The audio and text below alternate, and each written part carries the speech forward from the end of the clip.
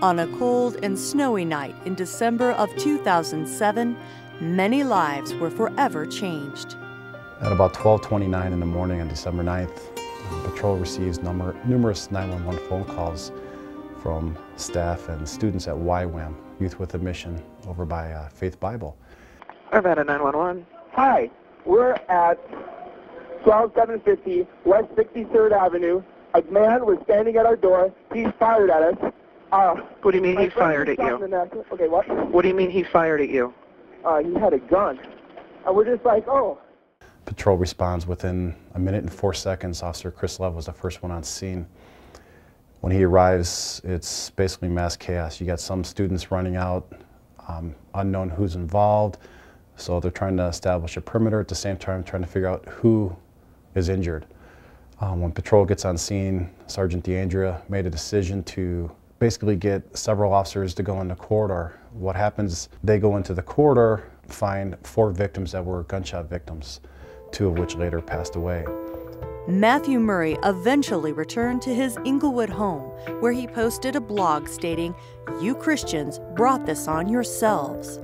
Later in the morning, he traveled to the New Life Church in Colorado Springs, where he shot and killed the Work sisters, Stephanie and Rachel. He was soon after confronted by a security guard at the New Life campus who shot him. Following the exchange of gunfire, Matthew then killed himself with the same weapon used to murder Tiffany and Phil and wounded Charlie and Dan. One of the biggest questions is why? There was no single thing as far as Matthew Murray, why he did this. There was a lot of hostility built up. He became baptized Mormon, would still attend Christian churches, involved in Ad Astra Oasis, an occultic type group. So he was trying to figure out where he fit in.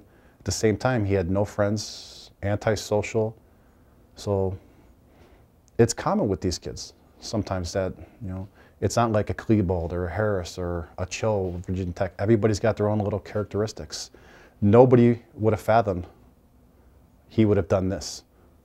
Among the sadness and pain, there were heroes. If Tiffany would not have confronted Matthew Murray and ushered him out the door, that I truly think if she wouldn't have ushered him out, that we probably would have been looking at a magnitude of a Virginia Tech or a Columbine.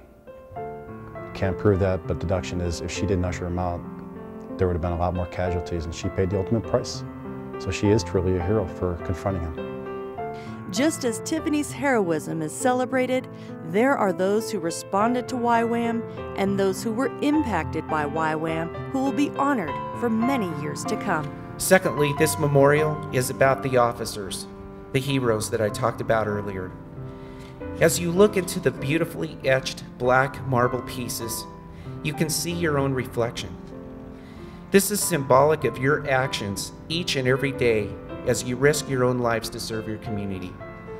Citizens may never know your name, but you are seen with them providing the help they need in the darkest moments of their lives. In the police department, it brought people closer, but you can still see the scars on some of the patrol officers' faces. I mean, it still bothers them. You mentioned the word Ywam, it still affects them.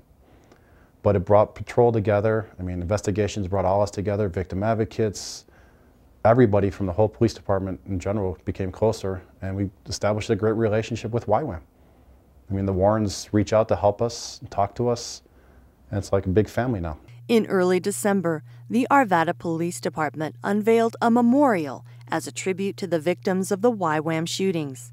The etched black marble reflects the images of Tiffany Johnson, Phil Krause, Charlie Blanche, and Dan Griebenow. It's dedicated to the heroism demonstrated by the officers of the Arvada Police Department. I'm also in awe of the Ywam family led by Peter Warren. In the days after the shootings, they, along with Tiffany's family, openly embraced the family of Matthew Murray. They offered their thoughts, their prayers, and most importantly, their forgiveness. Your faith, your forgiveness, has been shining lights in the aftermath of this tragedy. You have been an example of the good that's in humans, even in the face of despair. Your faith has not only been a source of hope for your fellow Christians, but also a beacon for those struggling with loss in their own lives.